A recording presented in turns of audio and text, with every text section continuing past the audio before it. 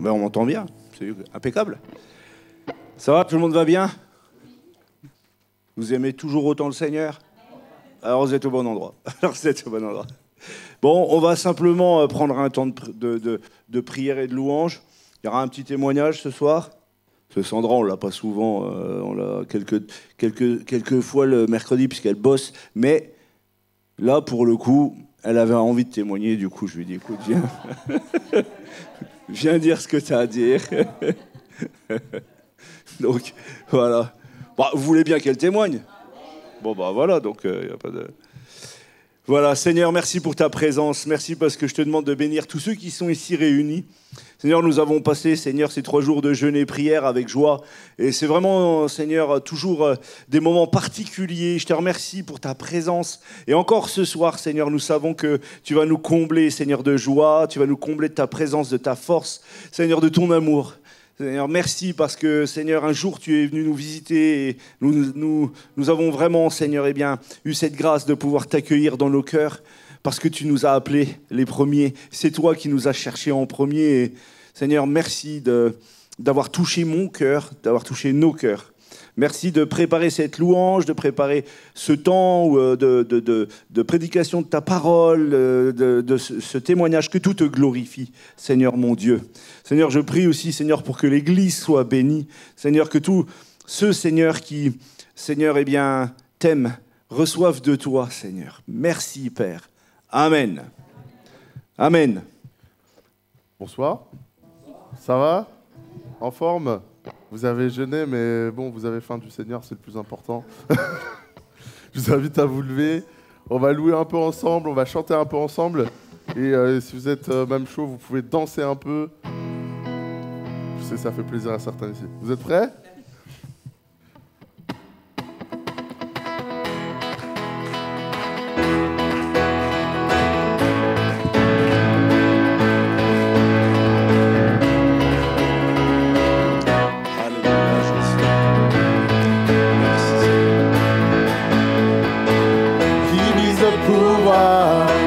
De la mort, qui aime d'un amour si puissant, si fort, c'est le roi de gloire, il est le roi des rois,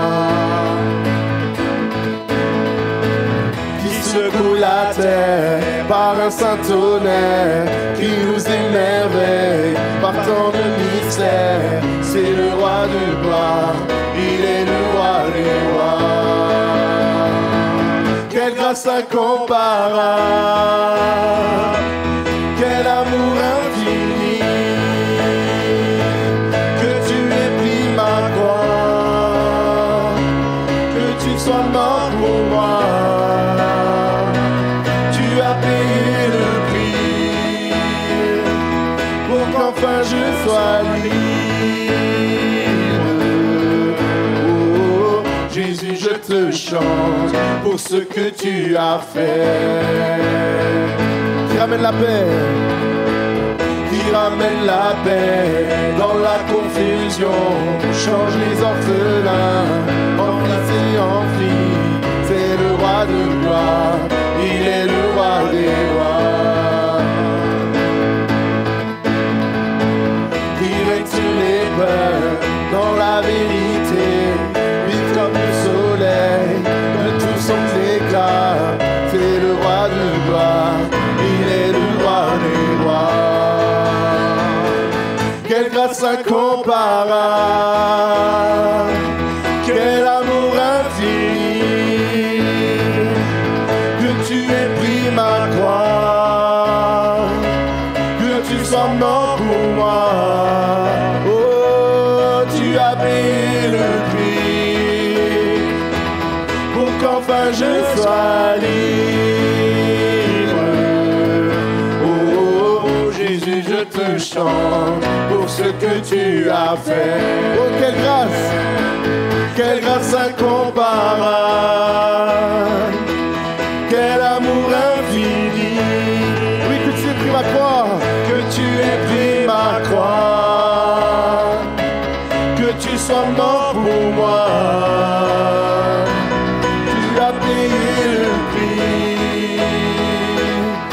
Qu'enfin je sois libre. je te chante pour ce que tu as fait. Oh, digne est l'agneau immolé, digne est le roi vainqueur sur la mort, digne est l'agneau immolé, digne est le roi vainqueur sur la mort, digne est l'agneau immolé. Alléluia, proclame-le. Digne est le roi vainqueur sur la mort, digne est l'agneau immolé, digne est le roi vainqueur. Oh, digne est l'agneau, digne est l'agneau immolé, digne est le roi. Oh, digne est l'agneau, digne est l'agneau immolé, digne est le roi vainqueur sur la mort. Quelle grâce incomparable, quel amour infini, que tu aies pris ma croix, que tu sois mort pour moi. Oh, tu as payé le prix pour qu'enfin je sois libre. Oh, Jésus, je te chante pour ce que tu as fait. Oh, Jésus, oh, Jésus, je te chante pour ce que tu as fait. Oh, Jésus, oh, Jésus, je te chante pour ce que tu as fait.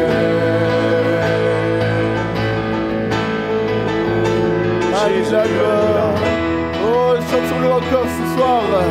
Chantez votre Dieu encore. N'ayez pas honte de dire, n'ayez pas honte de lui dire encore tout ce que vous voulez lui dire ce soir. À quel point vous l'aimez, à quel point vous voulez encore l'adorer. Oh Seigneur. Oh Jésus, à toi la gloire, à toi la gloire. C'est lui le roi éternel, c'est lui qui règne, c'est lui qui a brisé le pouvoir du mal, de la mort dans nos vies. C'est lui qui nous a rachetés au plus grand prix. Alléluia. Seigneur, nous voulons être, Seigneur, alléluia, appeler tes enfants maintenant. Nous voulons être tes enfants éternels.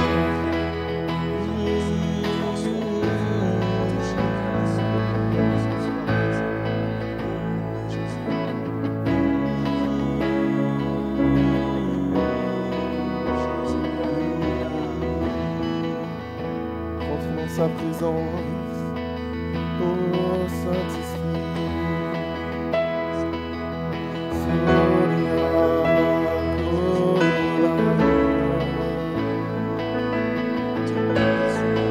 Soria, Soriana,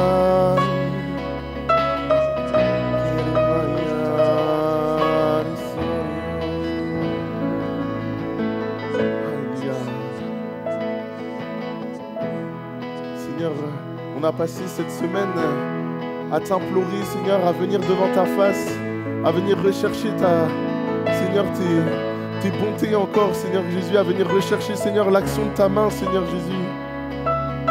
En cette soirée maintenant, on veut te donner seulement l'adoration, Seigneur. On veut seulement venir pour te chercher, Jésus. Alléluia, sois le centre encore de notre adoration. Sois le centre encore ce soir. Sois le centre de toutes nos pensées, Jésus. Sois le centre éternel. Mon Seigneur.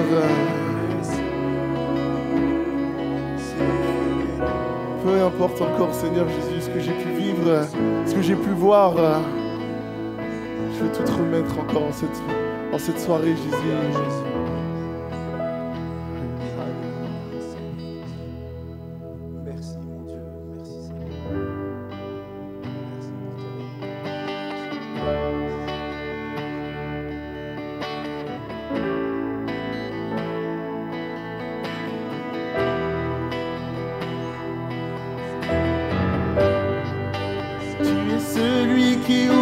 les yeux des aveugles. Tu es celui qui change les vies.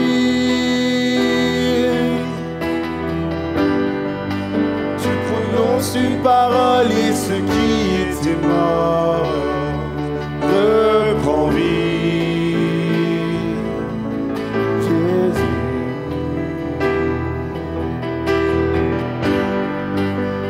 Celui qui a inspiré cette œuvre, qui l'amènera jusqu'au bout.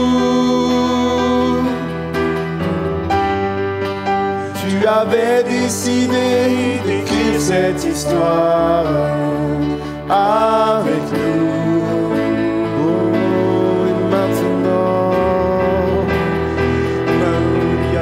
Maintenant, Seigneur, souffle sur nos vies, envahis nos villages, viens toucher nos familles. Maintenant, Seigneur, fais connaître le nom qui peut guérir les nations, le nom de Jésus.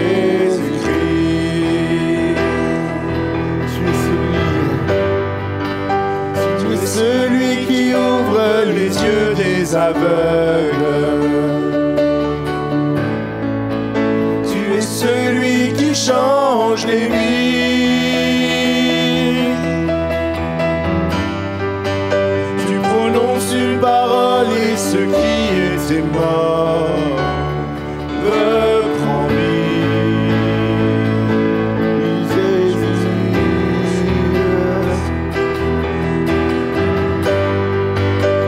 Celui qui a inspiré cette œuvre,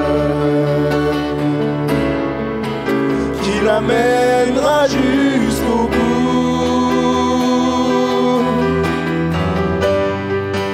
Tu avais décidé d'écrire cette histoire avec nous. Oh, et maintenant. Maintenant, Seigneur, souffle sur nos pays, envahis nos villages, viens toucher nos familles. Maintenant, Seigneur, fais connaître le nom qui peut guérir les nations, le nom de Jésus. Maintenant, proclame-le encore. Maintenant, Seigneur, souffle sur nos pays, envahis nos villages, viens connaître nos familles. Maintenant, Seigneur, fais connaître le nom qui peut guérir les nations, le nom de Jésus-Christ.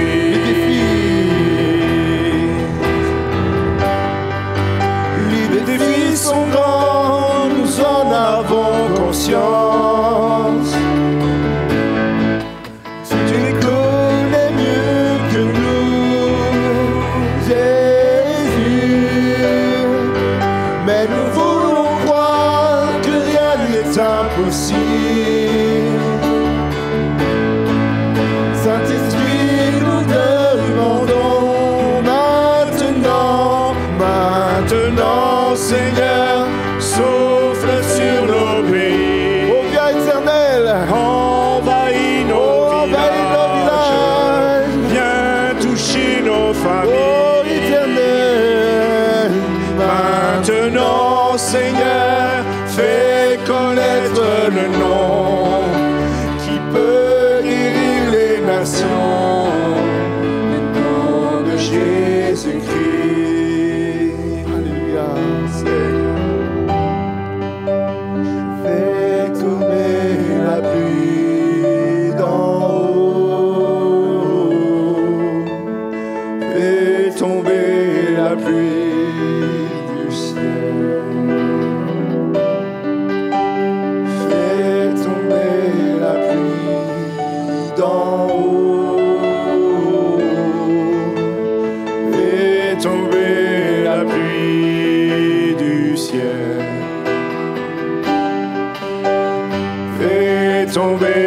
la pluie d'en haut. Fais tomber Alléluia. la pluie. Ouvre ton cœur maintenant. du ciel. Ouvre ton cœur. C'est pas parce que c'est ce chant-là. Ouvre ton cœur. Fais tomber Alléluia. la pluie d'en haut. Le Seigneur a quelque chose de spécial pour toi ce soir. Ouvre ton cœur. Ne fais pas la sourde oreille. Il t'appelle. Fais tomber la pluie d'en haut. Fais tomber la pluie. Alléluia. Ouvre les écluses. du ciel. Ouvre les écluses, Seigneur. Fais tomber la pluie du ciel. Oh, ouvre les écluses. Ouvre les écluses, Seigneur. Fais Oh, tomber et la pluie maintenant. Maintenant, Seigneur, souffle sur nos pays, envahis nos villages, viens toucher nos familles. Maintenant. Maintenant, Seigneur, fais connaître le nom qui peut guérir les nations, le nom de Jésus-Christ. Maintenant, Seigneur, souffle sur nos pays, envahis nos villages, viens toucher nos familles. Maintenant, Seigneur, fais connaître le nom, Peut guérir les nations.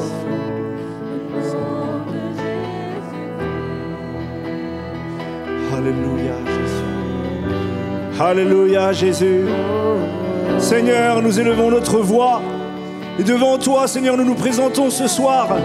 Seigneur, je n'ai pas honte de l'évangile, je n'ai pas honte de ton nom. Et peu importe qu'on me prenne pour un imbécile ou qu'on nous croie, Seigneur, que nous sommes des farfelus, nous savons en qui nous avons cru.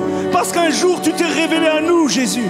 Parce qu'un jour tu as donné ta vie. Et aujourd'hui encore, Seigneur, tu es ce Dieu puissant. Et je te glorifie, je loue ton nom. Je loue ton nom. Parce qu'en toi, Seigneur, j'ai la vie. Et je ne l'ai pas seulement pour cette misérable vie sur cette terre qui va durer quelques années. Je l'ai pour l'éternité. Et je loue ton nom. Parce que tu es mon Dieu. Et je loue ton nom. Parce que tu es celui qui est digne de recevoir la louange.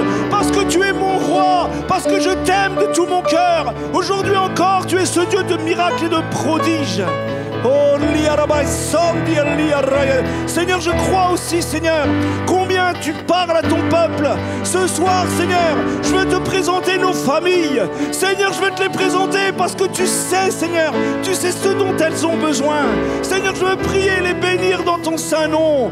Merci, mon Père, merci, mon Dieu. À toi toute la gloire, Jésus. Loué sois-tu, Éternel. Seigneur, je te loue. Seigneur, je te bénis. Parce que ce soir, tu vas te plaire à bénir. Tu vas te plaire à toucher. Tu vas encore, Seigneur, donner de l'amour où il manque de l'amour. Tu vas encore, Seigneur, distribuer, Seigneur, de la force pour ceux qui sont abattus. Seigneur, tu es venu pour, Seigneur, délivrer les captifs. Tu es venu pour guérir les malades. Tu es venu pour ouvrir les yeux des aveugles. Tu es surtout venu pour sauver nos âmes. Seigneur, je te loue et je te glorifie. Seigneur mon Dieu, je t'aime et je t'adore. À toi toute la gloire. Amen, amen, Seigneur, amen. Amen, amen. Élevez vos voix, peuple de Dieu. Ne restez pas la bouche fermée. Dieu aime les gens qui l'acclament, mais il aime aussi tous ceux qui le prient, qui le louent avec un cœur sincère.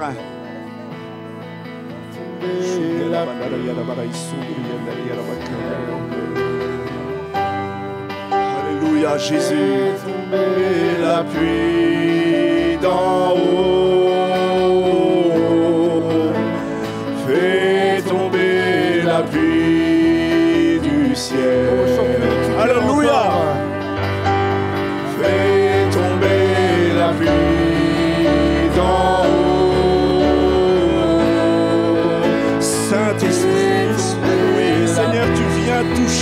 viens agir encore, Seigneur mon Dieu.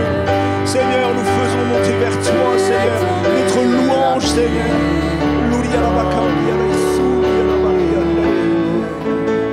C'est tombé la pluie. Une dernière fois. Fais tomber la pluie d'en haut. Fais tomber la pluie du ciel. Fais tomber la pluie d'en haut. Ce soir, tu es venu avec une déchirure dans le cœur.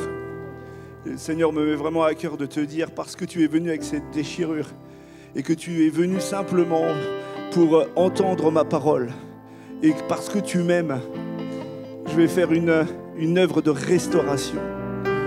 Cette déchirure, elle est due à un parcours difficile, un parcours de vie qui a été pas simple pour toi, parce que même dans le domaine professionnel, eh bien, on t'a rabaissé, on t'a humilié. Pour que ce soit encore plus précis, dans ce domaine professionnel, quelqu'un a pris ton travail et a brillé à ta place.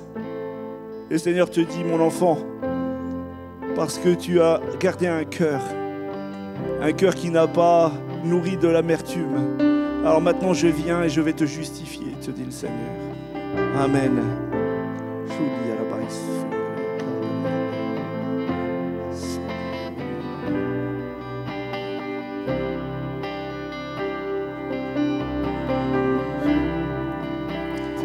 Donne mon cœur, il ne m'appartient plus. Ce que j'ai de meilleur, tout est pour toi, Jésus.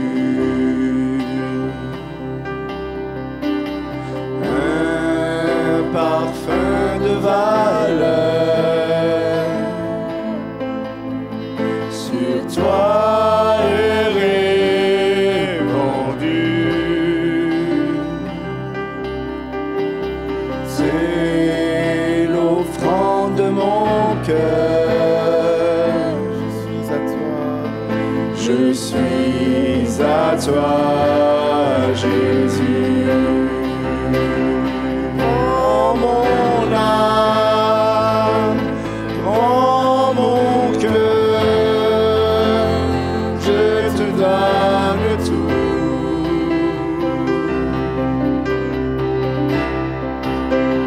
Prends ma vie, me voici, je te donne tout.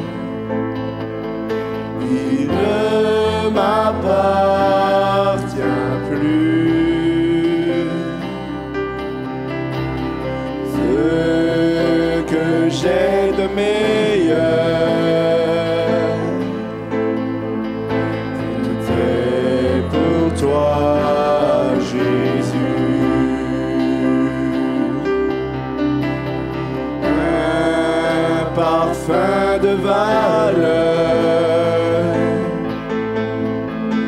sur toi est répandu. Oui, c'est l'offrande de mon cœur. Alléluia. Je suis à toi.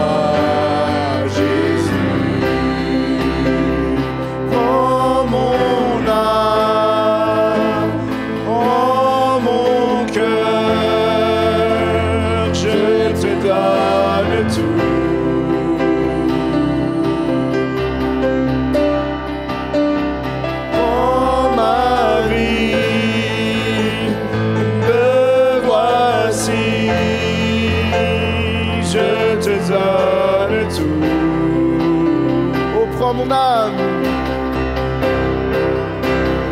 Prends mon âme, prends mon cœur, je te donne tout. Oh, prends ma vie. Oh ma vie, me voici, je te donne tout.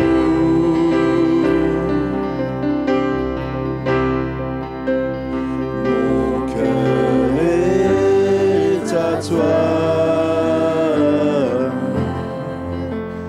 tout à toi.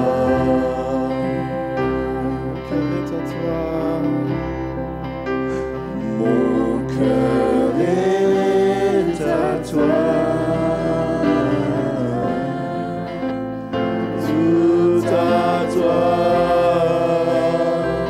Alléluia, Jésus.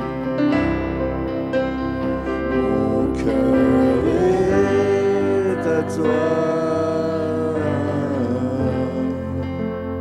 Tout à toi. Amen. Et puis, voilà, elle va nous dire comment elle a connu Jésus. Puis si tu as quelques témoignages à donner, voilà, sens-toi libre. Ça marche? Il marche le micro? Alors, bonsoir à tous. Voilà, moi, ça fait longtemps que je connais le Seigneur. J'ai connu le Seigneur, j'avais 17 ans en fait. Mais je vais vous dire le départ. En fait, j'ai grandi dans une famille où il y avait une religion qui était inculquée, celle qui est traditionnelle, on va dire, en France. Et voilà, donc autant dire que ça m'intéressait pas plus que ça, mais en tout cas, étant petite, voilà, je croyais que Dieu existait.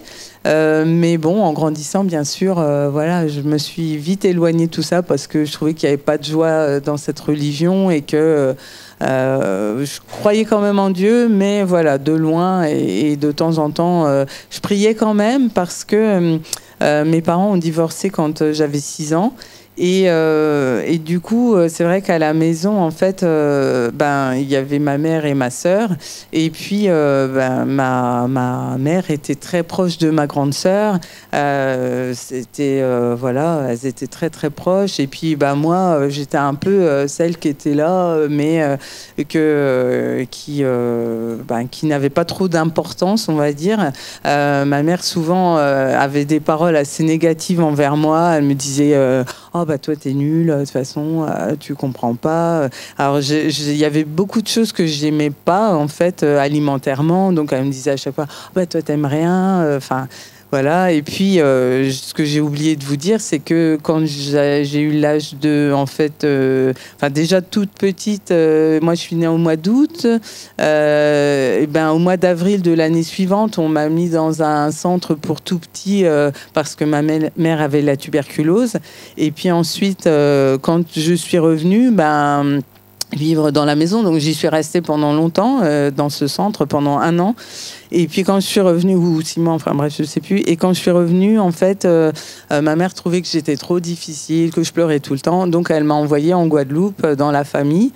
Donc là, j'avais 1 an et j'y suis restée jusqu'à pratiquement mes 3 ans. Donc autant vous dire que quand je suis revenue, en fait, forcément, il n'y avait pas de lien, enfin, il n'y avait rien qui s'était trop créé entre ma mère et moi. Et de là, du coup, après, quand j'ai eu 6 ans et que mes parents ont divorcé, ça n'a pas arrangé les choses, on va dire. Et du coup, voilà, j'ai grandi comme ça en essayant de capter l'amour de ma maman parce que mon père, on ne le voyait pas parce qu'il était loin et qu'en fait, comme entre eux, c'était très froid, ils étaient vraiment fâchés. Du coup, je voyais pas mon père. Donc voilà, et ça a créé en moi cette envie de toujours essayer de plaire à ma mère, de lui montrer que je valais quelque chose, malgré le fait qu'elle me rabaissait souvent par ses paroles, etc. Et je faisais tout pour bien travailler à l'école, pour être sage, alors que ma sœur, elle faisait des bêtises pas possibles. Mais, bon. Mais bref, donc, moi, à chaque fois, j'étais vraiment timide, je bougeais pas, sage et tout. Et je travaillais bien, je faisais tous mes efforts pour être l'enfant modèle, mais ça ne marchait pas trop. trop, quoi. Enfin, aux yeux de ma mère, en tout cas. Et du coup, petit à petit, en fait, je me suis renfermée sur moi. J'étais très timide, introvertie. J'avais toujours l'impression que si je parlais, c'était pour dire une bêtise, qui n'avait pas d'intérêt. Donc, j'évitais de parler, quoi, du coup. Et puis, en fait, il y a eu un moment où ma mère comme elle avait divorcé, elle a rencontré un nouveau monsieur. Et en fait, moi, je me suis dit, ah, bah, super, on va pouvoir être une vraie famille. Et puis, lui, il va m'aimer, ça va être différent et tout ça. Et donc, à ce moment-là, j'avais 9 ans. Et du coup, je me suis dit, ben voilà, lui, en tout cas, ça va être différent et tout. Et ben, ça s'est pas passé comme ça du tout. C'est-à-dire qu'en fait, ce monsieur-là, ben, j'ai subi des attouchements sexuels de sa part. Et donc, ça a fini, en fait, j'avais 10 ans, ça a fini de m'enfermer sur moi-même et je me suis mis une carapace. En fait, j'ai grandi, j'étais très dure. Alors, je travaillais toujours très bien à l'école parce que mon but, c'était quand même de prouver que je valais quelque chose et puis de réussir. Mais voilà, j'ai poursuivi comme ça. Et ma mère l'a pas su, hein, je lui avais pas dit, voilà. Et en fait, bon, après, elle s'est séparée de ce monsieur-là, mais au bout d'un long moment, parce que quand elle s'est séparée de lui, bah, justement, j'avais 17 ans, et c'est à ce moment-là qu'une sœur de ma mère nous a parlé d'un Dieu vivant qui agissait et tout ça. Et puis, bon, il y en a dans la famille qui disaient qu'elle était dans une secte, enfin bref. Donc, ma mère a voulu aller voir ce que c'était, donc on y est allé. C'était dans une église sur Paris. Et puis bon, là, enfin, j'ai pas trop eu le choix, quoi, parce qu'on était là et on était sur Paris, donc on y allait. Et puis, en rentrant dans cette salle, déjà, ce qui m'a touchée, c'est que les gens remerciaient Jésus. Ils étaient vraiment, alors que moi, dans la religion où j'étais, bon, Jésus il était cloué sur une croix, mais voilà, les gens, ils étaient assez voilà, toujours en recueillement, mais très silencieux et pas trop expansif comme ça. Et je voyais des gens qui avaient la joie, vraiment. Enfin, j'avais jamais vu ça. Et j'ai dit à ma cousine, mais pourquoi ils remercient Jésus Et puis elle m'a dit, bah, parce que Jésus, il est ressuscité, il est vivant et il agit encore aujourd'hui. Et je me suis dit, mais si c'était vrai, franchement, ce serait bien. Et puis voilà, c'est vrai que j'ai reçu vraiment une joie particulière ce jour-là. Je me suis dit, oh ben quand même. Et puis en fait, quand on est revenu où on habitait pas loin de Reims, à Châlons-en-Champagne. Ma mère a cherché une église pareille où on pourrait entendre l'évangile. Et puis on est arrivé dans une église, mais moi pour le coup, entre-temps, mon côté cartésien, enfin moi du coup j'avais suivi, je faisais des études scientifiques, enfin j'étais voilà assez cartésienne dans ma tête. Et puis du coup je me suis dit ouais non, tout ça c'était une ambiance, c'était voilà, ça m'intéresse pas. J'ai repris mon petit cours de vie, quoi. Enfin donc voilà, c'était l'année du bac, ça, où j'ai repris ma vie en main, on va dire, entre guillemets. Et puis malgré tout, je voyais que la vie changeait, quoi, parce que bon, la situation dans laquelle le monsieur avait laissé ma mère et nous était assez compliquée financièrement, matériellement, enfin bref. Et j'ai vu que le Seigneur a tout restauré financièrement, matériellement. Enfin, je voyais ça de mes yeux et bon, forcément, j'étais dans le foyer. Et puis, plus ma mère et ma sœur allaient dans cette église, plus elles revenaient avec une joie pas possible et tout ça. Et puis, ça m'irritait au plus haut point parce que ça m'énervait, mais en même temps, j'avais envie de ce qu'elles avaient et je les enviais. Et puis, un jour où j'étais restée toute seule, un dimanche, elles m'ont dit « Ah, t'es sûre, tu veux pas venir ?» et tout. Je dis « Non, je viens pas. » Et puis, je suis restée dans mon salon, puis j'ai dit « Dieu, si vraiment tu existes, alors montre-le-moi. Si vraiment c'est de cette façon-là, Jésus, qu'il faut croire en toi, alors montre-moi que c'est vrai, parce que voilà, moi sinon, personne ne saura que j'ai jamais rien demandé à Dieu, et puis je resterai comme je suis. » Et là, il s'est passé quelque chose d'inattendu. Hein, vraiment, j'étais pas dans une ambiance spéciale ni rien. J'étais que là et j'ai demandé simplement à Dieu. Et j'ai senti son amour, mais c'était tellement fort. J'ai senti un amour incroyable. Et Et je me suis mise à pleurer tellement c'était fort. J'ai compris que Jésus existait. C'était pour moi une évidence, une conviction qui est venue dans mon cœur. Et j'ai dit, Jésus, vraiment, j'ai senti qu'il fallait que je lui demande pardon de ne pas avoir cru. Alors je lui ai demandé pardon. Et là, j'ai été remplie d'un amour, de sa paix. J'étais tellement bien. Quand ma mère et ma sœur sont revenues, j'ai dit, moi je veux y aller aussi à l'église et tout ça. Donc voilà, je me suis fait baptiser, j'ai pris le baptême. Et puis, et du coup, voilà, j'étais une bonne chrétienne. Alors, je lisais... Non, mais j'avais soif de la parole de Dieu. Je lisais la Bible et tout ça. Mais il y avait un gros problème, c'est que, en fait, toutes les choses de mon enfance, elles n'avaient pas été guéries et restaurées en moi. Et donc, c'est vrai que j'aimais Dieu, tout ça, mais alors j'étais intransigeante. J'étais vraiment... si quelqu'un suivait pas la Bible comme c'était marqué, j'avais aucun amour, quoi, en fait. Pas de grâce, pas d'amour. J'étais... c'était... tac. Et du coup... et puis, je savais pas me réjouir pour les gens, je savais pas me réjouir pour les autres. Alors, d'extérieur, on pouvait se dire, c'est une bonne chrétienne, elle est bien, tout ça. Mais intérieurement, j'avais pas d'amour pour les gens, quoi. Et ça a commencé de plus en plus à me peser, en fin de compte. Je me disais, mais pourquoi je suis comme ça? Pourquoi j'arrive pas à me réjouir pour les gens? Pourquoi ça va pas? Et puis les choses ont continué et entre-temps, je me suis mariée et puis mon mari, il me disait qu'il m'aimait, tout ça, mais je disais non, c'est pas vrai, de toute façon, ce qu'il raconte, il ment et tout ça. Et quand j'ai eu mes enfants, moi, j'ai tout reporté sur mes enfants. Je me suis dit, eux, ils m'aiment vraiment parce que c'est sûr, ils m'aiment. De toute façon, c'est des enfants, ils peuvent que m'aimer. Et voilà, j'avais tout remis sur eux et puis j'étais pas du tout dans l'état de se dire, j'ai un mari qui m'aime, que je dois aimer aussi, enfin bref. Et donc, jusqu'au jour où vraiment, c'est au décès du papa de José, où il y a eu plein de choses qui sont remontées et je me suis dit... parce que cet homme-là était tellement bienveillant envers moi. Et il me disait des choses qu'en fin de compte, j'ai jamais entendues de la part de mes parents. Il me disait ça va, ma belle, comment tu vas? Enfin, des choses comme ça. Et ça faisait tellement de choses de bien à mon cœur que je l'avais pris comme un papa, quoi. Et je m'entendais bien avec lui. Et quand il est mort...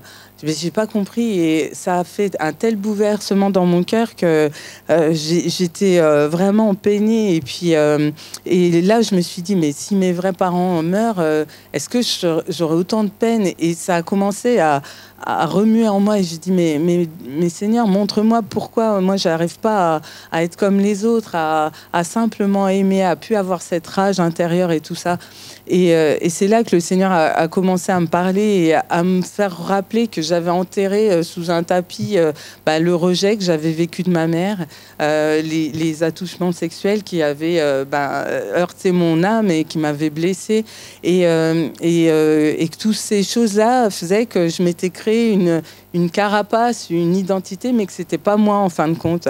Et là, du coup, ça a concordé dans le temps où il y a eu un jeûne et prière auquel j'ai assisté. Et il y avait un thème qui était annoncé sur le rejet, justement. Et à un moment, il y a eu un appel pour tous ceux qui avaient vécu comme ça du rejet. Et je me suis approchée. Et là, j'ai vraiment... un serviteur a prié pour moi. Et j'ai eu des sanglots de délivrance. J'étais vraiment... C'est parti de moi comme ça. J'ai pleuré. Et j'ai vraiment ressenti à nouveau de l'amour de Dieu. Et une consolation qu'il m'a donnée. Et sans m'en rendre compte, à partir de ce jour-là, j'ai commencé à aimer les gens alors que c'était pas mais là c'était naturel, c'était pas, je me forçais à rien du tout, j'étais vraiment à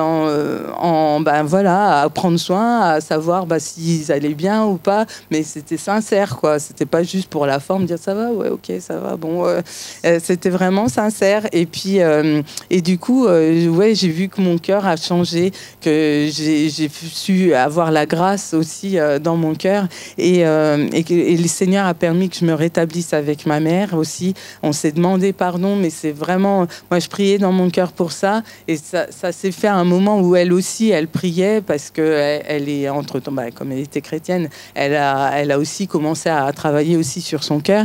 Et... on s'est demandé pardon mutuellement et puis voilà, le Seigneur a pu restaurer et remettre les choses dans le bon sens. Donc je le bénis pour ça, vraiment, pour cette œuvre qu'il a faite. Et puis voilà, quelques témoignages de pratiques. J'ai vu le Seigneur guérir mes enfants à plusieurs reprises. J'ai vu le Seigneur nous aider matériellement encore récemment, où juste au moment où Manu devait partir, sa voiture est tombée en panne. Donc on a prié parce que voilà, on a fait le tour un peu des dépôts-ventes, mais il n'y avait rien dans nos moyens, dans nos moyens immédiats, on va dire. Donc, on a prié pour ça et en fait, on a eu à cœur d'appeler un frère et une sœur qui vendaient leur voiture. On ne savait pas combien, mais on a dit voilà, on vous l'achète. Et le Seigneur a béni parce que c'était vraiment dans les prix qu'on pouvait mettre. Donc, on remercie vraiment le Seigneur pour ça parce qu'il est fidèle dans les petites choses comme dans les grandes. Et vraiment, c'est une joie de le connaître. Je le bénis pour tout ce qu'il a fait et je sais qu'il fera encore de grandes choses. Amen.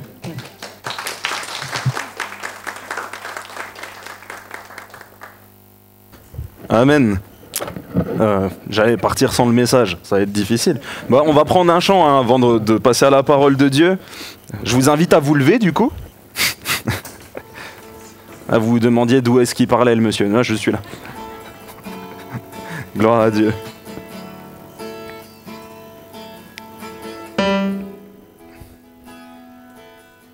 Tu étais, tu es et tu seras toujours le même, toujours le même.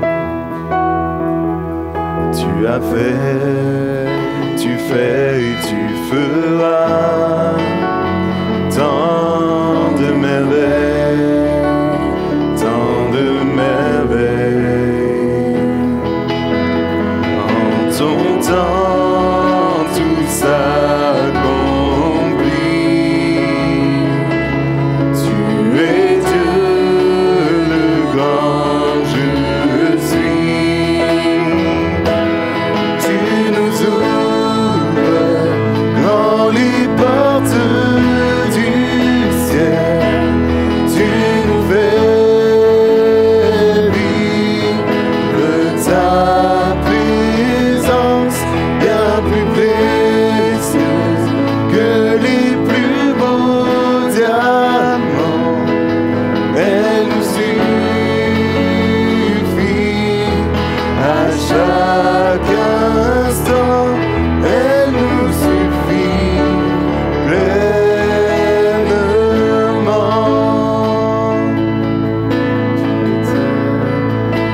Tu es et tu seras toujours le même, toujours le même.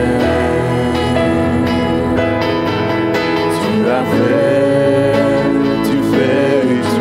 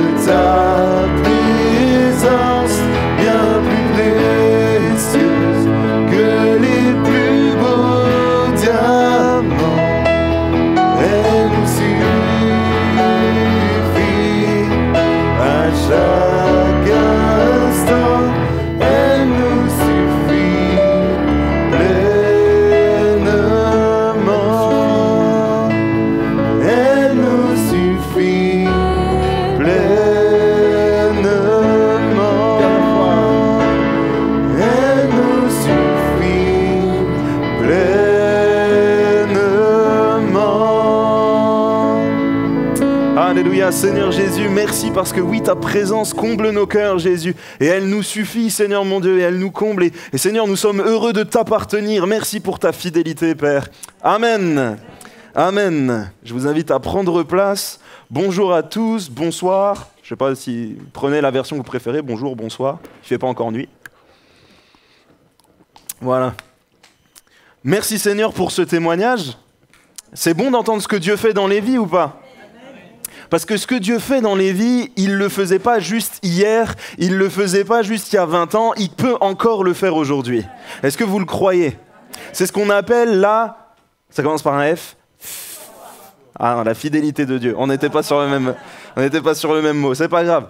En tout cas, voilà, le message que Dieu m'a conduit à faire ce soir est sur la fidélité. Mais pas sur la fidélité de Dieu parce que Dieu est fidèle, c'est un fait, c'est dans sa nature, c'est dans ses attributs, ses caractères. Il est fidèle. D'ailleurs, il y a des versets qui disent qu'il s'appelle fidèle. C'est qui il est. C'est dans son caractère. Mais j'aimerais remettre ce message plus par rapport à qui nous sommes, nous, devant Dieu, à notre fidélité par rapport à Dieu. On a un pasteur qui est passé ici il y a quelques temps qui a dit, mais voilà, au moment de vous marier avec votre femme, si au moment de l'échange des vœux, vous faites cet échange en disant, voilà, je te jure fidélité à 80% du temps et 20% du temps, je me laisse le droit d'aller voir ailleurs, votre femme, je suis pas sûr que ça lui fasse plaisir.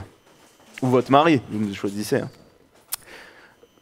Et c'est un peu le souci qu'on a avec Dieu, c'est qu'on s'engage avec lui, on aime notre Seigneur et on aime qu'il soit fidèle. Amen.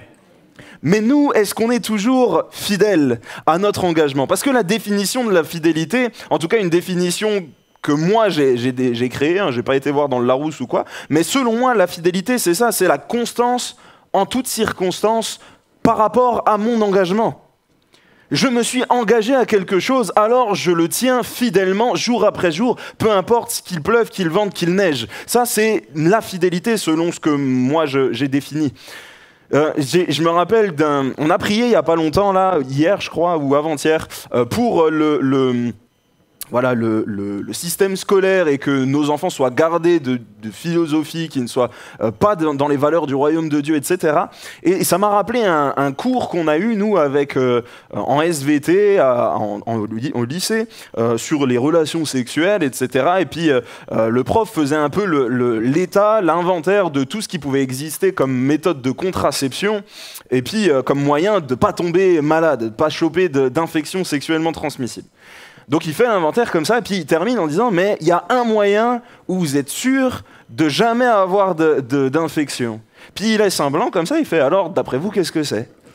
Et personne dans la classe, c'est passé dans la tête de personne. Il dit « Oh, mais vous me faites peur, en fait. » Parce qu'un moyen très simple de jamais avoir d'infection, c'est de rester fidèle. Vous êtes fidèle à votre partenaire, vous vous engagez avec quelqu'un, vous êtes fidèle, vous n'avez pas de problème. Et j'aimerais dire, c'est la même chose avec Dieu. Trop souvent, on se dit, mais Seigneur, je ne comprends pas tout ce qui me tombe sur le coin de la tête, je ne comprends pas les épreuves, je ne comprends pas, etc. Et je ne comprends pas. Et puis Dieu te dit, mais attends, à quel moment est-ce que tu as arrêté de me tenir la main ? Moi, je ne t'ai jamais abandonné, mais toi, tu as lâché ma main. C'est toi qui n'as pas été fidèle. Il est là le problème. La fidélité de Dieu envers nous n'est pas à remettre en cause. On pourrait faire une liste exhaustive de tous les versets qui en font état. On ne va pas le faire. Le message, croyez-moi, a bien assez de passages. Demandez aux gars de la technique. Mais nous, notre fidélité, qu'est-ce qu'on a décidé de donner à Dieu et est-ce qu'on est fidèle à notre engagement ? Bien entendu, ça implique une forme de difficulté. Parce que donner quelque chose à quelqu'un, c'est bien. Mais après, on se rend compte qu'on ne l'a plus, puisque c'est à lui. La fidélité, ça rejoint une notion dont Hervé a parlé dimanche dernier, c'est la persévérance. Et la persévérance demande de l'effort. Je vais vous dire quelque chose, et je ne suis pas sûr que ce soit propre à notre génération, je pense plus que c'est propre à notre époque. Mais on n'aime pas l'effort. On n'aime pas l'effort, on n'aime pas quand ça nous demande quelque chose d'inconfortable, on n'aime pas quand ça va nous demander, de plier un peu notre confort pour avoir quelque chose, pour obtenir quelque chose. On aime que tout nous tombe tout cuit, que ce soit qu'on soit à l'aise, qu'on soit dans des les chaises, elles sont bien confortables, on peut bien dormir pendant que le prédicateur prêche, on est bien installé. On aime le confort. Mais la vie avec Christ, c'est pas du confort. La vie avec Christ, c'est du bonheur. La vie avec Christ, c'est des bénédictions, mais c'est pas du confort. Trop souvent, les chrétiens pensent que nous vivons avec un Dieu bonbon, mais on vit pas avec un Dieu bonbon. On vit avec un Jésus, par exemple, qui nous dit, comme Hervé a prêché dimanche, Luc 21, 19, « Par votre persévérance, vous sauverez vos âmes ». Ça demande de l'investissement, ça demande de l'effort. Non pas que tu gagnes ton ciel par tes efforts, parce que tu gagnes ton ciel au moment où tu as accepté le salut, au moment où tu as accepté le sacrifice de Jésus. C'est lui qui t'a amené au ciel. Mais ça te demande de l'effort pour y rester. J'étais très sportif quand j'étais plus jeune et j'ai eu l'occasion de gagner une fois un cross. Je vous ai déjà raconté cette expérience-là. J'ai gagné une fois un cross, parce que j'étais assez bon, régulièrement je finissais dans les 10 premiers des crosses de collège, etc. Et une fois on était au cross départemental et celui-là je l'ai gagné. Bon, c'est le seul que j'ai gagné de toute ma vie, donc voilà, je m'en vante un petit peu. Et donc mon père m'avait dit, voilà, je te donne une technique, voilà, le gars qui démarre, il démarre vite comme ça, toi t'as une bonne accélération, tu démarres vite aussi, mais pas trop vite, tu te mets derrière lui, tu le suis, et avant la dernière ligne droite, tu le dépasses, et c'est toi qui gagne comme ça s'appelle prendre un lièvre. Tu prends un lièvre, tu le suis, et tac, tu le dépasses. Et puis, je me dis, bon, allez, stratégie mise en place, on est parti. Alors, on démarre la course comme ça, tac, je pars. Et le problème, c'est qu'au bout de 50 mètres, je suis déjà devant le lièvre. Donc je fais le parcours comme ça, et c'est moi qui suis premier tout le long. Je fais, mince, maintenant, il ne faut pas que ce soit moi qui devienne le lièvre, quoi. Donc je cours, et on arrive devant la ligne d'arrivée. Je vois mon frère... non, mon frère n'était pas là, il devait être en train de dormir, comme d'habitude. Je vois ma sœur et mon père qui étaient sur le côté. Ah, désolé, Manu, tu vas en Allemagne, voilà, c'était gratuit. On te laissera tranquille pendant 6 mois. Ils étaient là et tout, et puis je me dis, bon, ça y est, je l'ai fait, je suis arrivé. Je suis devant, voilà, on y est. Alors je me relâche inconsciemment. Puis, comme vous voyez, mon père, il est très intérieur, passif, calme, tout ça. Et il me regarde, il fait, qu'est-ce que tu fais? Cours! Et donc à ce moment-là, je me mets à courir, à faire le sprint final pour franchir la ligne droite, et voilà que je gagne le cross. Il dit, purée, heureusement que t'as couru, parce que l'autre, s'il te rattrapait derrière, t'allais te faire prendre ta place. Mon frère, ma sœur, c'est exactement la même chose avec la vie spirituelle. Tu as démarré la course, tu es en tête, la victoire t'est promise, mais te la laisse pas voler. Persévère, va jusqu'au bout, gagne la course. L'apôtre Paul dit, vous couriez si bien, qui vous a arrêté? Et la fidélité à Dieu, la fidélité dans ce que tu t'es engagé envers Dieu, te donne le moyen de remporter cette course. Amen. Il y a plusieurs choses que j'aimerais voir avec vous ce soir, dans lesquelles Dieu nous demande d'être fidèles. Et j'ai marqué comme premier point la fidélité à une église locale. Pour pouvoir atteindre le but, pour pouvoir atteindre l'objectif, objectif, j'ai dit objectif, je sais pas, bref. Pour atteindre le but, le Seigneur a voulu l'Église. Et il a voulu qu'on la vive d'une bonne manière. Et il nous a donné la recette. Acte 2, 42 nous dit « Il persévérait dans l'enseignement des apôtres, dans la communion fraternelle, dans la fraction du pain et dans les prières. » Ça, c'est la manière dans laquelle les croyants d'hier, d'aujourd'hui, de demain doivent vivre l'Église. 4 piliers importants dans lesquels nous devons demeurer. On dit « Il persévérait ». Il persévérait. Oui, c'est peut-être rébarbatif pour toi de venir dimanche après dimanche si tu n'as pas fait l'expérience de rencontrer la personne qu'est Christ. Mais nous venons célébrer un Dieu qui est vivant, on vient le chercher, on vient chercher sa volonté, on vient chercher à apprendre à le connaître davantage, et on le fait ensemble parce qu'on a le même Père, la même foi. Et pour ça, on a besoin de vivre l'Église. Parce que quand on est tout seul, très vite on s'éteint. Je ne sais pas pour vous, Mais moi, je fais partie du club de je reprends le sport, puis j'arrête le sport, puis je reprends le sport, puis j'arrête le sport. Parce que c'est difficile de se motiver tout seul quand on a un effort à fournir. Mais si tu trouves avec toi des gens qui sont des gens qui vont te motiver à aller au sport, alors tu y vas tranquillement.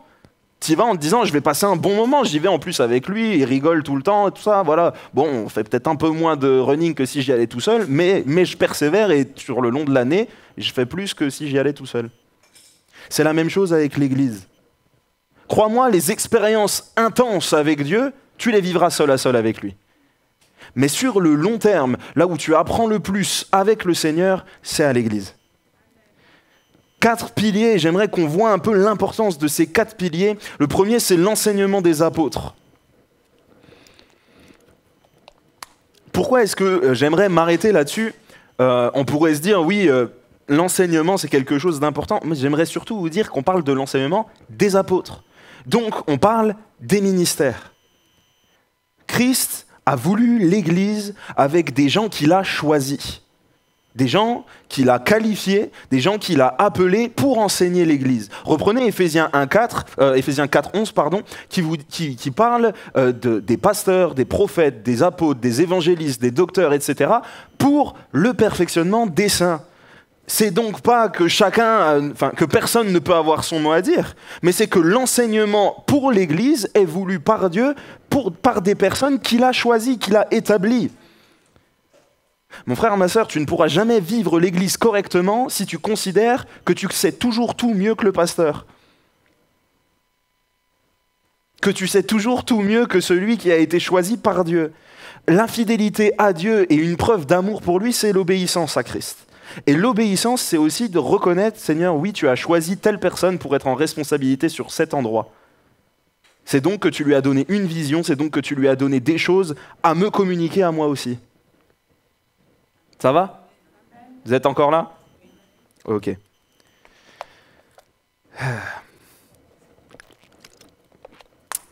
Le deuxième point, c'est le point qu'on aime bien, c'est la communion fraternelle. La communion fraternelle, et ma mère en a parlé dans son témoignage tout à l'heure, c'est de prendre soin les uns des autres, mais pas avec une espèce de devoir de dire faut que j'aille faire la bise à tout le monde, sinon je suis pas un bon chrétien. Parce que c'est important d'aller dire bonjour à tout le monde. Voilà, j'ai dit bonjour à tout le monde, maintenant je peux m'en aller tranquillement, j'ai fait ma BA du dimanche matin, je me suis assuré d'avoir fait une bise à tout le monde, j'ai montré de l'amour. Ça, c'est pas montrer de l'amour, ça c'est te donner bonne conscience. Mais la communion fraternelle, c'est de garder en tête que l'Église est une famille. Et on le répétera jamais assez. L'Église doit être une famille de cœur, une famille où on a soin les uns des autres. Paul dira dans 1 Thessaloniciens 5, verset 24, « Nous vous en prions aussi, frères. Avertissez ceux qui vivent dans le désordre, consolez ceux qui sont abattus, supportez les faibles, usez de patience envers tous. » Ça, c'est vivre l'Église. Ça, c'est avoir soin les uns des autres. Un autre passage nous dit dans Philippiens 2, versets 2 à 4, « Rendez ma joie parfaite ». C'est encore une fois l'apôtre Paul qui parle. « Ayez un même sentiment, un même amour, une même âme, une même pensée. Ne faites rien par esprit de parti ou par vaine gloire, mais que l'humilité vous fasse regarder les autres comme étant au-dessus de vous-même. Que chacun de vous, au lieu de considérer ses propres intérêts, considère aussi ceux des autres. » Là, on est dans de la communion fraternelle. C'est pas juste une histoire de passer du temps et de boire un café gâteau à la fin. Ça en fait partie. On a le point d'après qui parle de la fraction du pain, de toute façon. Vous inquiétez pas, le Seigneur aime bien quand on a des trucs à manger. Nous aussi, on aime bien. Mais la communion fraternelle, c'est plus que ça. C'est se préoccuper de l'âme de l'autre, de savoir s'il va bien, de savoir si réellement, dans sa vie, dans ce qu'il vit au quotidien, est-ce que moi, je peux lui apporter quelque chose que le Seigneur m'a mis à cœur ? Vous ne pouvez pas le faire avec tout le monde ? Oui, mais si chacun d'entre nous, on le fait avec une personne dans l'assemblée, personne n'est seul. T'es plus seul à partir du moment où vous êtes deux. Jusqu'à preuve du contraire, j'ai rien dit d'incroyable. Donc si chacun d'entre nous, on a à cœur l'âme d'une personne dans l'assemblée, alors personne n'est seul. Et non seulement personne n'est seul, mais en plus de ça, chacun est soutenu. Soutenu dans ses épreuves, dans ses moments de difficulté, et aussi dans ses moments de joie. Ça, c'est la communion fraternelle. Et on en a besoin pour atteindre le but.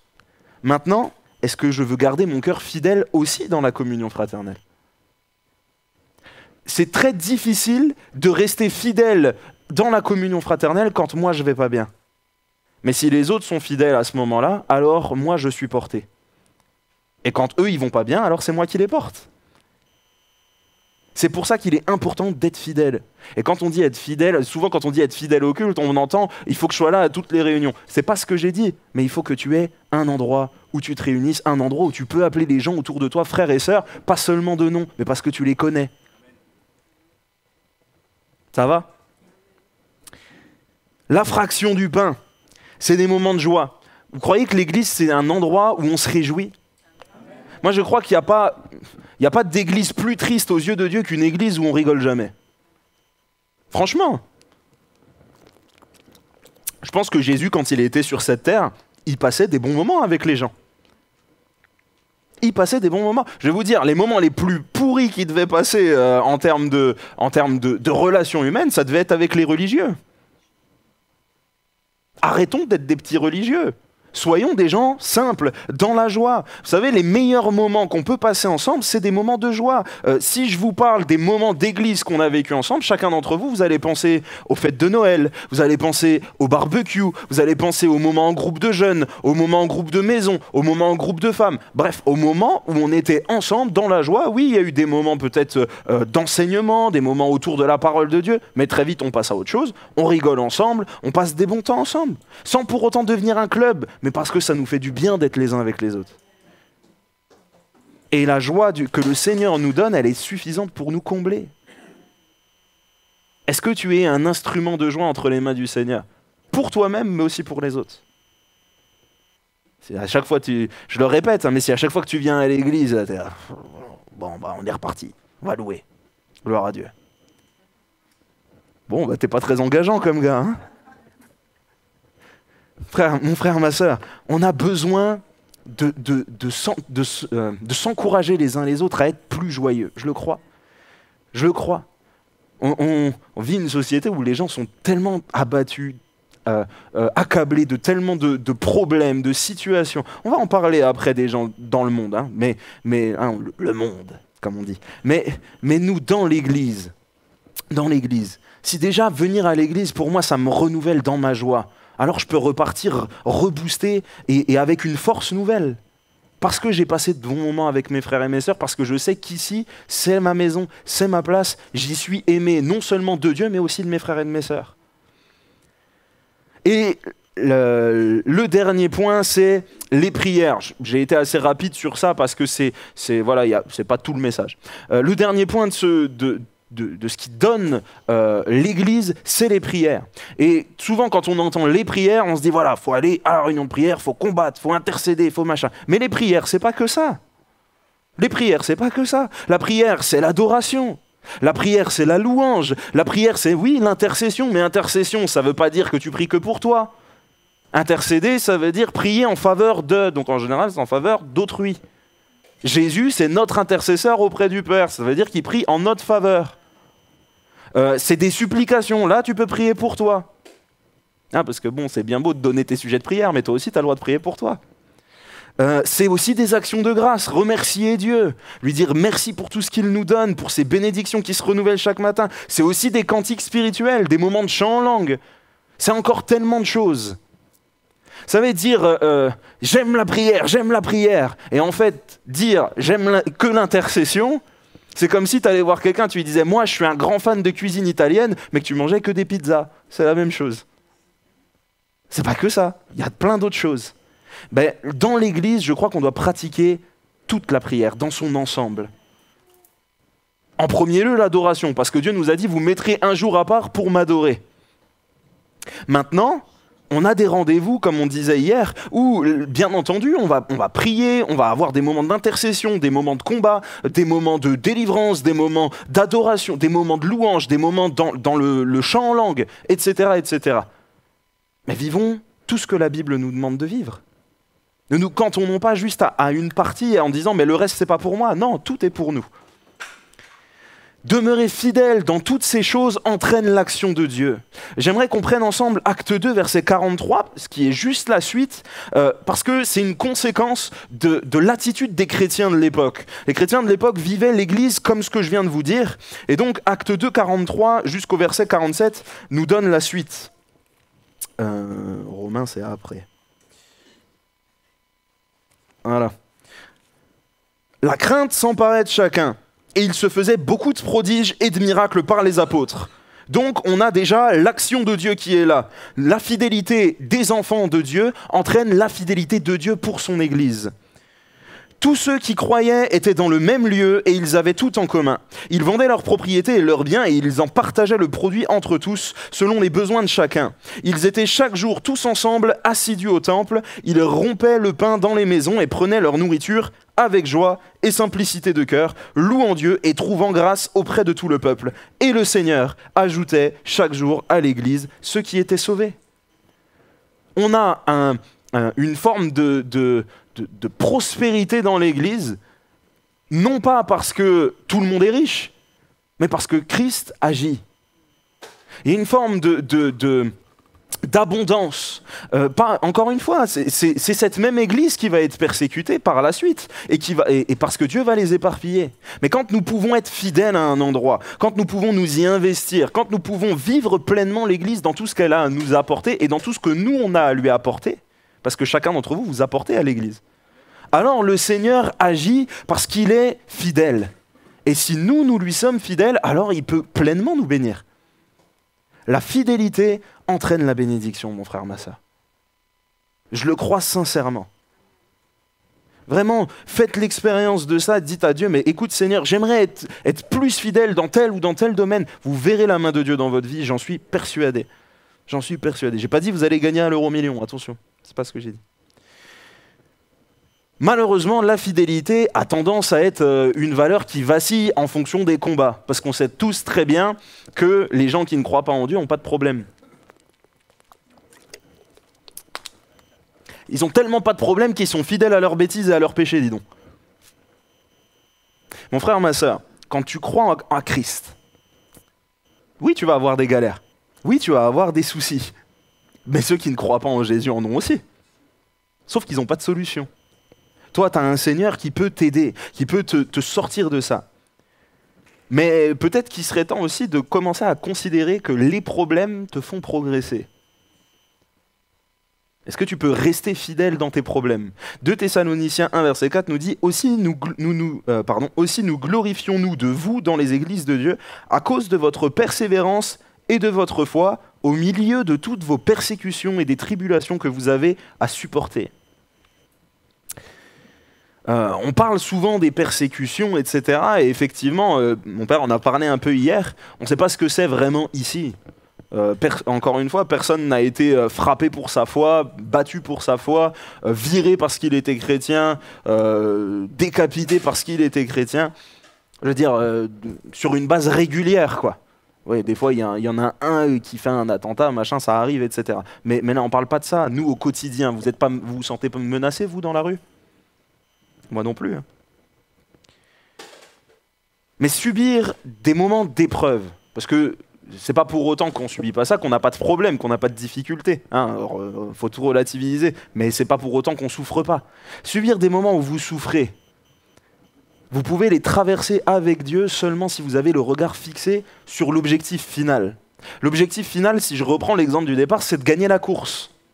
L'objectif final, c'est donc d'aller au ciel, d'avoir cette espérance de dire, mais après cette vie sur cette terre, qui va durer peut-être 70, 80, 50, 25, je ne sais pas combien de temps tu as à vivre sur cette terre. Mais à la fin, l'objectif, c'est d'aller au ciel. Et tu ne peux avoir cette espérance que si tu as fait l'expérience du salut, que si tu as fait cette expérience de dire, mais j'ai rencontré Christ. J'aimerais qu'on prenne ce passage ensemble et on va le décortiquer un peu. Romains 5, versets 1 à 5.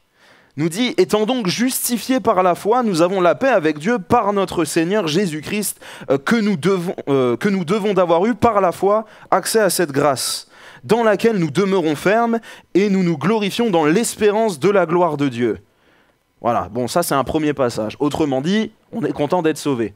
Je simplifie pour tout le monde. On est content d'être sauvé, maintenant on sait qu'on peut aller au ciel. Bon.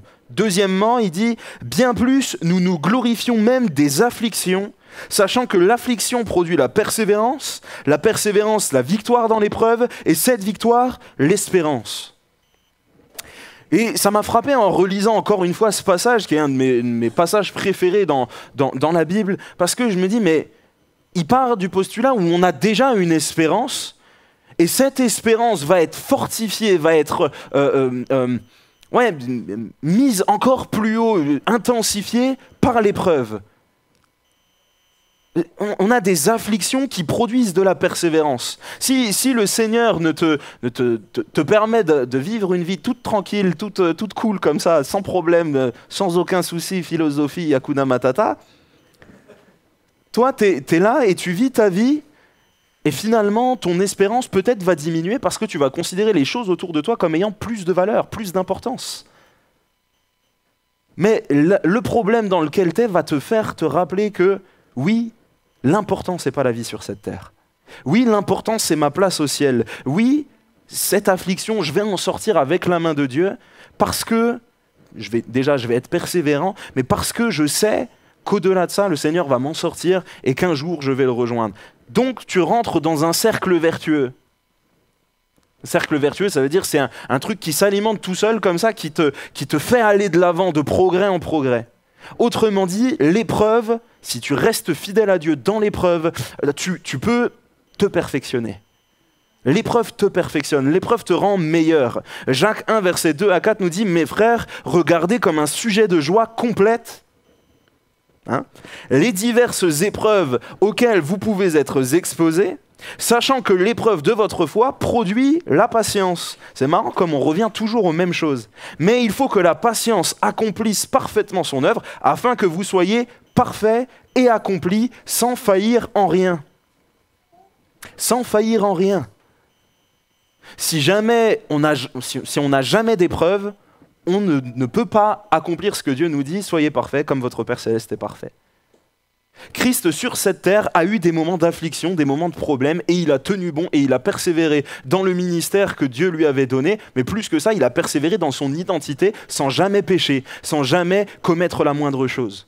Nous-mêmes, aujourd'hui, nous devons être ses imitateurs. Christ a eu des problèmes, on va en avoir aussi.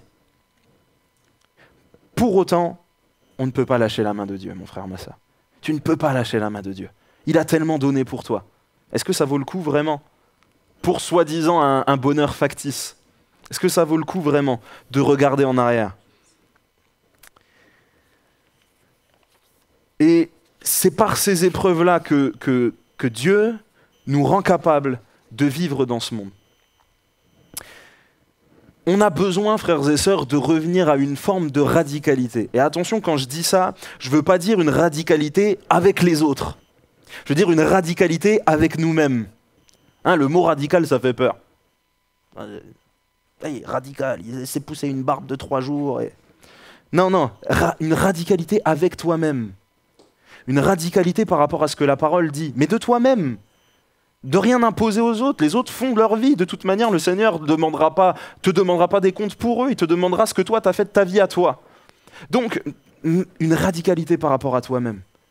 Seigneur, où est-ce que je pêche encore ? Seigneur, où est-ce que, encore une fois, est-ce que je suis encore complètement fidèle à toi ? Seigneur, est-ce que j'ai encore tendance à mentir de temps en temps pour m'arranger la vie ? Est-ce que j'ai encore tendance à avoir un regard sur les gens en me disant « Purée, celle-ci, elle est bien foutue ». Mais attendez, il faut parler français. Seigneur, est-ce que je regarde encore l'argent comme quelque chose d'important au point de mettre en danger mon foyer ? Seigneur, est-ce que je considère le plaisir comme étant quelque chose de plus important que tout le reste ? Est-ce que je considère le fait de me reposer comme un but suprême à atteindre ? Ceux qui considèrent le fait de se reposer comme un but suprême, ça s'appelle des fainéants. Voilà, c'est pour vous. Mon frère, ma sœur, Dieu nous éprouve pour nous transformer. Parce que la différence entre nous, enfants de Dieu, enfants de lumière, qu'il a appelés selon son dessein pour des œuvres prédestinées d'avance, on les connaît les versets qui vont bien, qui font classe, tout ça. Mais ça, il faut que les gens le voient. Faut pas que ce soit que pour se la péter dans l'église. Moi, j'ai un appel de ceci, moi, j'ai un appel de cela. Mais les gens autour de toi, tes voisins, qu'est-ce qu'ils disent de toi? Il y a 2 versets dans Proverbes qui nous parlent du creuset. Est-ce que vous savez ce que c'est le creuset? Creuset, c'était un instrument à l'époque qui servait à enlever les scories des métaux en les faisant chauffer. Et Proverbe 17, verset 3 nous dit par exemple « Le creuset est pour l'argent et le fourneau pour l'or, mais celui qui éprouve les cœurs, c'est l'Éternel. » Et on a un deuxième passage juste après dans Proverbe 27, au verset 21, qui nous dit « Le creuset est pour l'argent », donc c'est le même départ, « le fourneau pour l'or », donc toujours pareil, « mais un homme est jugé d'après sa renommée. » Autrement dit, souvent les chrétiens ont dit « Ouais, mais de toute manière, j'ai de compte à rendre qu'à Dieu. » Il n'y a que Dieu qui a le droit de me juger. D'ailleurs, il n'y a pas que les chrétiens qui disent ça. Souvent, vous voyez des gens qui ne croient pas du tout à Dieu, qui mettent en description de leur profil Insta, tout ça, « Only God can judge me », etc. Ils aiment bien parler anglais et tout. Et mon frère, ma sœur, tu ne fais pas ce que tu veux de ta vie. Tu lui as donné. Si tu es fidèle à 100% à Dieu, alors ta vie doit refléter qui tu es à l'intérieur. Qui tu es à l'intérieur, Dieu le révèle au travers des épreuves. Dieu le révèle au travers des épreuves. Et dans l'épreuve, ton comportement doit être le même à l'église qu'en dehors de l'église. Et dans le moment où ça va bien, ton comportement doit être le même à l'église et en dehors de l'église. Ce que les gens disent de toi détermine qui tu es. Est-ce qu'on dit de toi que tu es quelqu'un de radin, qui sourit jamais, ou est-ce qu'on dit de toi que tu es quelqu'un qui rayonne, qui a une joie, qui a quelque chose de communicatif que les gens veulent s'approprier, hein? Elle a parlé tout à l'heure de dire mais voilà, ma mère et ma sœur, je les ai vues, elles m'irritaient, mais en même temps, j'avais envie d'avoir ce qu'elles avaient. Est-ce que les gens autour de toi peuvent dire j'ai envie d'avoir ce qu'il a? Parce que ce que tu as, c'est la personne de Jésus-Christ. Si les gens ont envie d'avoir ce que tu as et qu'ils ont envie d'avoir Jésus, c'est un bon problème. C'est une bonne jalousie. Notre fidélité à Dieu, c'est ce qui est façonné au travers de cette épreuve-là. Mais plus que ça, si nous restons fidèles, les épreuves, ça va, ça vient, il y en a de temps en temps, voilà. Mais il y a la victoire aussi. Mais après, il y a la vie sur cette terre. Il y a l'ordre de Christ qui est d'aller, de faire toutes les nations des disciples. Et notre fidélité entraîne le réveil de Dieu pour notre nation. Ça entraîne le réveil de Dieu pour nous. J'aimerais qu'on prenne un passage pour le temps qui nous reste dans Ézéchiel 22 où on a une continuité, où Dieu parle d'une nation et ça m'a perturbé. On va prendre dans un premier temps du verset 1 à 12.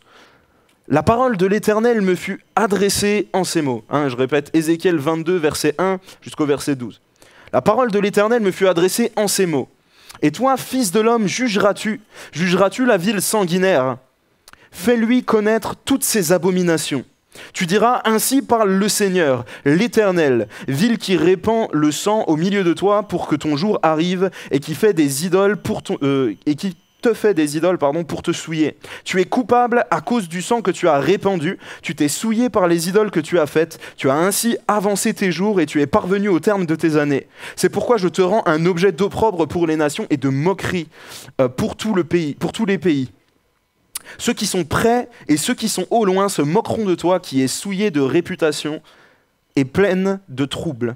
Voici, au-dedans de toi, tous les princes d'Israël usent de leur force pour répandre le sang.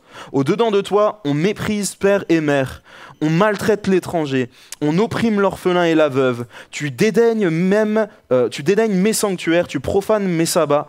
Il y a chez toi des calomniateurs pour répandre le sang. Chez toi, l'on mange sur les montagnes. On commet le crime dans ton sein. Au milieu de toi, on découvre la nudité du père. Au milieu de toi, on fait violence à la femme pendant son impureté. Au milieu de toi, chacun se livre à des abominations avec la femme de son prochain.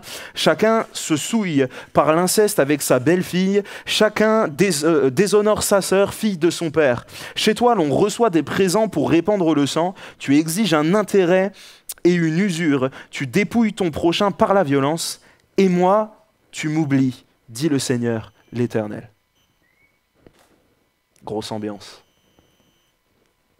Mais là, le Seigneur parle d'Israël.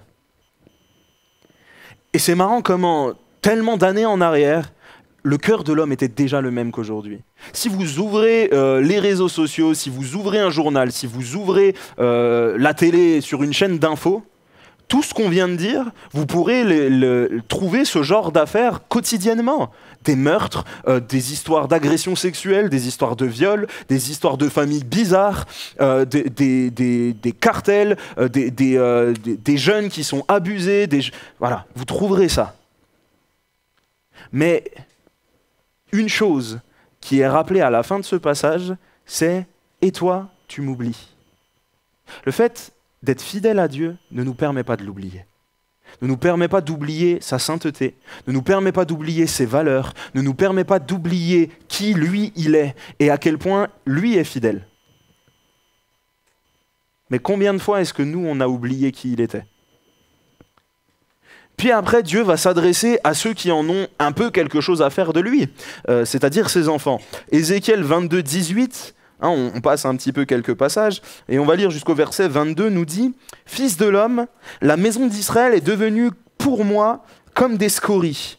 Ils sont tous de l'airain, de l'étain, du fer, du plomb dans le creuset. Ce sont des scories d'argent.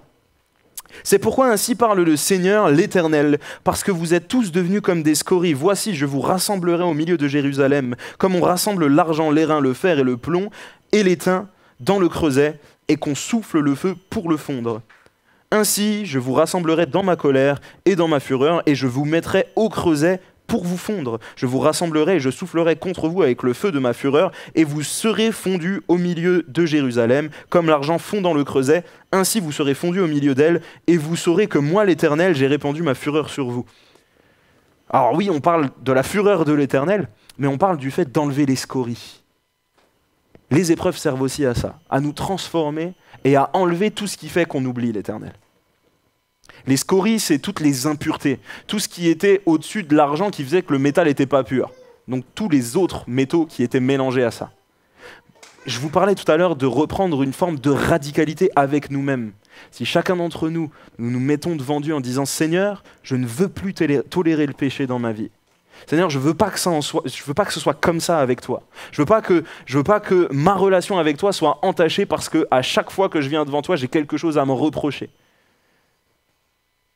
Je vous parle pas d'avoir, voilà, ça arrive d'avoir un moment, un péché, même par inadvertance. Des fois, on parle des péchés d'omission, des choses qu'on aurait pu faire, qu'on n'a pas faites, etc. On demande pardon au Seigneur, le Seigneur nous pardonne, il n'y a pas de problème. Le Seigneur nous justifie, il n'y a pas de problème. Mais est-ce que nous, on tolère les scories ? Est-ce que nous, on tolère ces impuretés ? Est-ce que nous, on tolère d'être ces gens qui oublient l'Éternel ? Ou est-ce que le Seigneur a encore le droit de venir nous modeler, nous fondre pour qu'on soit plus parfait, pour qu'on soit des enfants dignes de lui ? Vous savez, il y a un passage dans la Bible qui dit que le Seigneur n'a pas honte d'être appelé leur Dieu. Est-ce que Dieu a honte d'être appelé notre Dieu ? Je ne parle pas de nous tous, église de Bethany. Je sais, on a une belle église. Vous inquiétez pas, vous êtes des bonnes personnes. Je ne suis pas en train de vous dire que vous êtes mauvais. Mais chacun d'entre nous, à l'intérieur, on sait où on en est. Et je vous parle par rapport à vous-même. Chacun d'entre nous, on sait où on a besoin d'avancer. On sait où on a des problèmes, où on a des blessures, où on a des blocages. Le Seigneur veut enlever toutes ces scories. Le Seigneur veut faire de nous une nation pure pour réveiller le cœur de la nation qui en a besoin. Je vous rappelle que tout l'état de la société qui a été développé avant, le peuple d'Israël était dedans. Mais parce qu'il était plein de compromis et plein de ces scories-là, il était incapable de les réveiller et de dire « mais il y a un Dieu qui est là, qui vous regarde. Reprenez la crainte de Dieu. Dieu vous aime, il ne veut pas que vous soyez comme ça. » Honnêtement, certains d'entre vous êtes peut-être mariés. Bon, quand vous vous endormez à côté de votre femme, vous dormez, elle dort. Si vous dormez tous les deux, est-ce qu'il y en a un qui peut réveiller l'autre ? Moi, personnellement, je ne me suis jamais fait réveiller par quelqu'un qui dormait. C'est la même chose pour le réveil, mon frère, ma sœur. On prie pour le réveil. Mais nous qui sommes enfants de Dieu, si on n'est pas réveillés, on ne va pas réveiller ceux qui dorment. On a besoin d'être réveillés par le Seigneur. C'est ce que le Seigneur attend, c'est ce que le Seigneur recherche. Il va finir ce chapitre avec ce passage qui est bien connu de tous les chrétiens, Ézéchiel 22, 30. « Je cherche parmi eux un homme qui élève un mur, qui se tienne à la brèche devant moi en faveur du pays, afin que je ne le détruise pas. » Le souhait de Dieu, c'est pas de nous détruire. Le souhait de Dieu, c'est pas juste de dresser un constat. Le souhait de Dieu, c'est de sauver les hommes. mais je n'en trouve pas. C'est Dieu qui dit ça. Je cherche un homme qui se tienne à la brèche, mais je n'en trouve pas. Nous qui sommes maintenant enfants de Dieu, rachetés, qui vivons au jour le jour avec lui, si nous demeurons dans la fidélité de Dieu, alors quand Dieu fait cet appel, on est capable de dire « Seigneur, me voici, envoie-moi ». Pas simplement pour avoir des étiquettes de celui que Dieu appelle, de celui que Dieu envoie, mais surtout pour avoir ce mandat d'obéir au Seigneur, de dire « Mais Seigneur, maintenant, il est temps que ça change. Il est temps que cette nation change. Il est temps que mon pays revienne à la croix, que mon pays revienne à la grâce de Christ, parce qu'il a besoin d'être sauvé, parce qu'il est malade. » J'aimerais j'aimerais qu'on prenne ce temps pour prier ensemble. Que chacun d'entre nous, on puisse peut-être se remettre devant Dieu en disant « Seigneur, je te demande pardon pour les fois où je n'ai pas été fidèle. » On peut prier ensemble. Baissons un peu nos têtes. Seigneur mon Dieu, on est tous ici parce qu'on t'aime, parce qu'on t'a choisi, parce que oui, Seigneur mon Dieu, on a accepté ton sacrifice. Et on est appelés tes enfants et tu nous as pardonné et c'est une joie, Seigneur mon Dieu. Et nous le vivons jour après jour. Et oui, Seigneur, on est heureux de vivre une église, Seigneur Jésus, où il y a de la joie, où il y a de la communion fraternelle, où il y a de l'amour. On est heureux de vivre une église où la vérité de ta parole est prêchée. On est heureux de vivre des temps avec toi, Seigneur mon Dieu, où tu nous parles en direct. On est heureux de vivre tes bénédictions. On est également heureux de vivre, Seigneur mon Dieu, les moments d'épreuve où tu nous façonnes, où tu nous formes. Mais Seigneur, apprends-nous de nouveau à avoir une radicalité avec toi pour que notre fidélité ne défaille pas. Seigneur mon Dieu, tu cherches des hommes et des femmes qui se tiennent à la brèche pour secourir ce pays. Et nous voulons en faire partie, Seigneur Jésus. Seigneur, en cette soirée, et je demande à chacun d'entre vous, prenez cet engagement dans votre cœur si vous mesurez ces paroles et si vous voulez vous engager. Mais Seigneur, en cette soirée, nous voulons nous engager à être fidèles avec toi pour que tu puisses secourir cette nation. Et non seulement cette nation, mais Seigneur Jésus, déjà nos voisins, nos familles, Seigneur Jésus, déjà notre ville, Seigneur Jésus, déjà notre région. Seigneur, tout ce pays doit être atteint par ta croix. Mais Seigneur, nous croyons que c'est par la fidélité de tes enfants que tu veux réveiller ce pays. Seigneur, réveille nos cœurs, nous avons besoin de toi. Enlève toute scorie, enlève toute impureté, rends-nous purs, Seigneur mon Dieu. Parce que toi, tu es saint, parce que toi, tu es pur.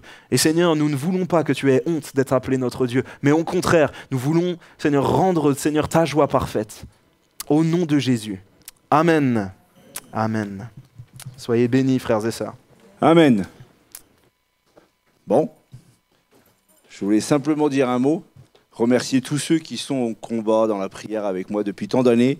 Certains nous ont rejoints depuis quelques années, d'autres ça fait depuis longtemps, n'est-ce pas Bernadette? Mais vraiment, plus il prêchait, plus je me dis, voilà, on a toujours à aller de l'avant. La prêche a déjà parlé, je ne veux pas répéter les choses. Je voudrais simplement vous dire que je suis vraiment heureux et je voudrais vous dire combien ça me donne de l'espérance aussi de voir l'Église être en prière. On a eu 3 jours de jeûne et prière. Il y a eu le monde qui est venu, voilà. Alors, il y a des victoires, des fois. Hein. Gagner la victoire sur l'oreiller, par exemple, à 6h30 du matin. Pour ceux qui viennent le matin, c'est pas toujours facile, mais des gens fidèles. Hein. Des prêches comme ça, des fois, on peut se sentir comme ça, oppressé, se dire, mais purée, c'est trop dur. Non, c'est pas dur, parce que le Seigneur nous aide aussi à être fidèles. Mais vraiment, inclinons nos cœurs. Merci, Lucas, c'était vraiment un super message. Et puis, maintenant, je vais faire un grand temps de blanc, je vais vous tenir comme ça. Non. J'ai à cœur de vous dire simplement, on ne va pas finir par un chant. On va simplement se lever, dire merci au Seigneur, parce qu'il bénit nos vies, et puis ça sera fini pour aujourd'hui. Amen. Seigneur, merci parce que, Seigneur, simplement, je veux te remercier pour ta présence. Et je te dire combien je suis heureux, Seigneur, que tu t'occupes de tes enfants. Seigneur, on est pasteur, c'est vrai que ça veut dire berger, hein, c'est l'étymologie, la définition du mot, mais il n'y a qu'un seul bon berger, c'est toi. Seigneur, merci, parce que moi-même et tous ici, nous sommes tes brebis. Merci de prendre soin de nous, merci de prendre soin de la bergerie, pas seulement la nôtre, toutes les églises qui prêchent ton nom. Et merci parce que tu touches encore des âmes. Tu touches encore aujourd'hui des gens. Tu viens, comme le témoignage de Sandra et bien d'autres, Seigneur, tu viens faire œuvre de surnaturel dans les vies pour te révéler dans les cœurs, Seigneur. Amen. Voilà, c'est terminé. Soyez bénis, passez une bonne soirée.